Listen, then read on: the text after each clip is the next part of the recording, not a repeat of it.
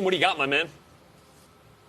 Well, one thing we know is that the Oakland Raiders will be willing to trade almost anyone on the roster, and they just traded a huge piece. Amari Cooper, their first-round pick, star receiver, is headed to the Dallas Cowboys in exchange for a first-round pick. Now, this means a couple things. First of all, Dak Prescott and the Dallas Cowboys offense get a true number one receiver, the first one they've had since Dez Bryant was released earlier this offseason, and obviously a huge need for Dallas, something that was very clear watching, of course, the game the other day, but also most of the season. So obviously, big get for Dallas, and this is something I actually talked about yesterday. The Cowboys had been having conversation with the Oakland Raiders about this very player. Now they get him. And for the Raiders, their sale continues, fire sale, whatever you'd want to call it. First, they traded their star pass rusher.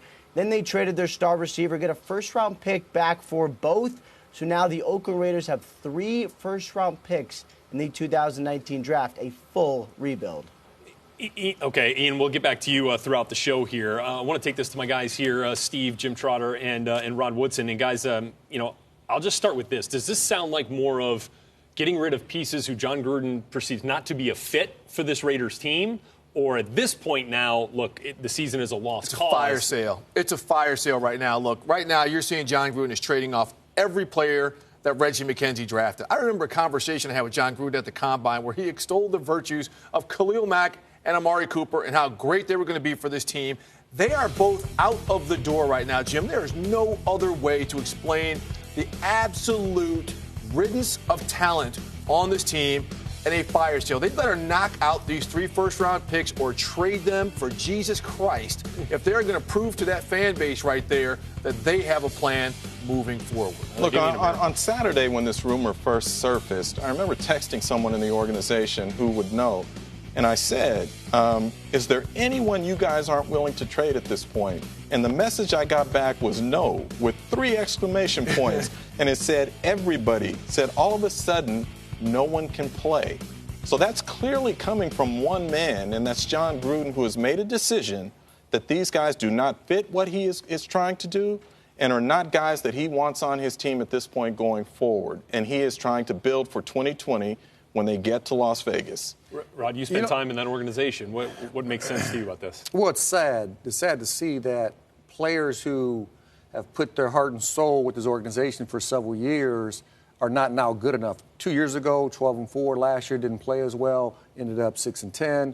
But you still had a nice core of players, and you had a nice youth movement for the Oakland Raiders. Finally, for that football team, moving in the right direction of building some talent that they can keep for years to come. That's all gone. So, and you're right. He has to hit on all these draft picks. I mean, you're getting rid of all Reggie guys. It's not Reggie.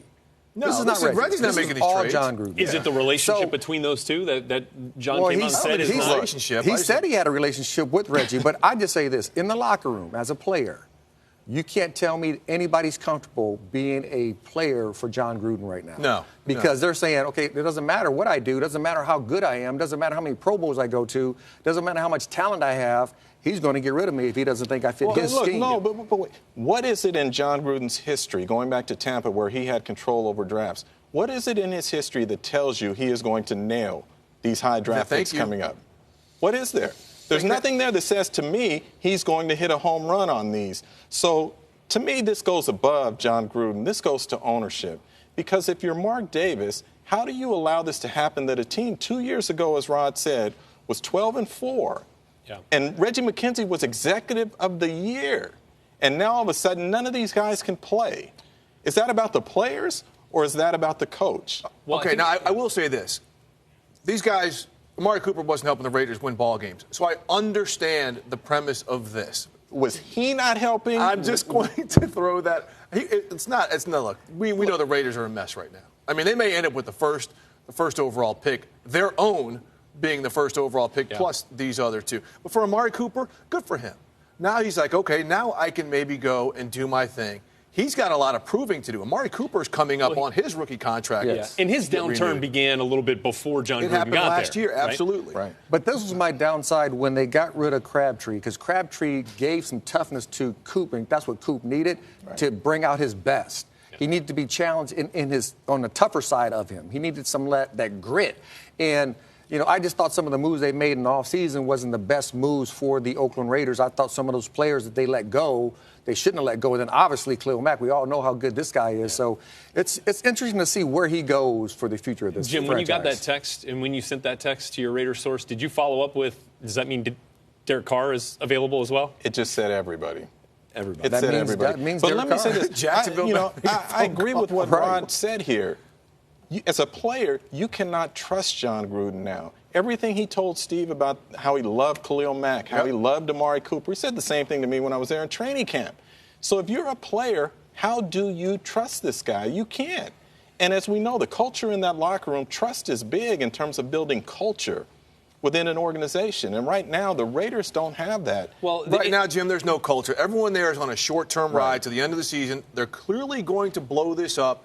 And but I want to flip this. I want to take Amari Cooper to Dallas now because I think Rod, you know his talent. He is talented. Okay, he has got an opportunity in this division to come in and make an impact for a team that we know really doesn't have an identity. The Cowboys are like this. But the fact that now that they made a move to go out and support Dak Prescott, we've always heard they're going to do things to support Dak Prescott. Again, a lot's on Amari Cooper. He's got to prove to himself because he has proven very little thus far in his NFL career. But if he goes on there and has a good year, that could maybe validate giving up that first-round pick. Yeah, but that's a whole nother segment to talk about Dak now throwing to Amari. No, correct. That's a whole nother segment we can get into. And we will do that. Let's bring our NFL Network insider, Ian Rappaport, back one more time. Ian, what more do you have to add here on the Raiders trading Cooper to Dallas? We'll start with the Raiders part of this. And, yes, the Raiders have essentially said to teams that almost any player is available, and they've had a lot of discussions about a lot of different kinds of players.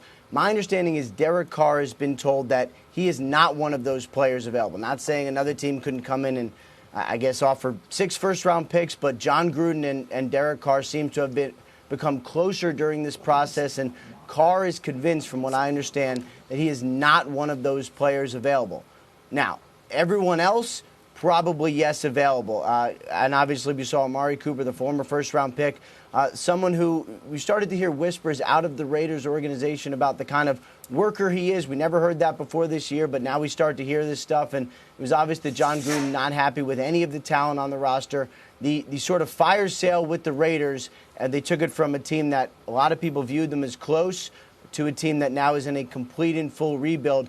It continues, and it might not be done. Carl Joseph, another player, another former first-rounder, he is someone who is on the block as well. As far as Gary and Connolly, the most recent first-rounder from 2 years ago, I was told they would like to see him through at least another year, kind of too young to give up on. So I'd probably put him more in the Derek Carr category of not exactly being available right now, absent, a deal they couldn't turn down. Go ahead, Jim. Can I say that? So, and I'm not questioning Ian's source here, but I'm saying, if you're Derek Carr and you heard John Gruden say the things that he said about Khalil Mack and the things that he said about Amari Cooper, why would you ever trust anything that he says to you right now that you're untouchable? I'm just asking, why would you trust him? Well, I guess I understand that, but the first time that a coach comes out and says that we're going to trade somebody, it will be the first time, right? It's not the first time, but it's when you look at going from 12-4 to 6-10, and there's talent, and everybody across the league, across the globe is saying they do have talent. This didn't finish up the way they wanted to last year, and then and another coaching staff that comes in and says there is no talent here. Everybody can be traded. That to me is just okay. We all have different lenses. I get that. We all have different sights of what talent is. He just doesn't believe he can win with any of these players. And as a player, ex-player, how do you trust that? How do you come in that building every day and say, you know what, you're my leader, coach, and everything that you say I'm going to believe? Absolutely not. Well, let me ask you this then. When Mark Davis makes the financial commitment, the long-term commitment for a 10-year, $100 million contract, doesn't that elicit some trust, at least in that relationship? And so to double down on it, don't you have to give him the leeway to create the team in his image? He doesn't. He has a leeway to fire. I mean, he let go of 2 video guys who've been there for 31 years when he first got there. So he has a leeway to do what he wants to. He is the head coach, the GM, the CEO, the COO. He is everything for that organization around. Right. So he does have the leeway.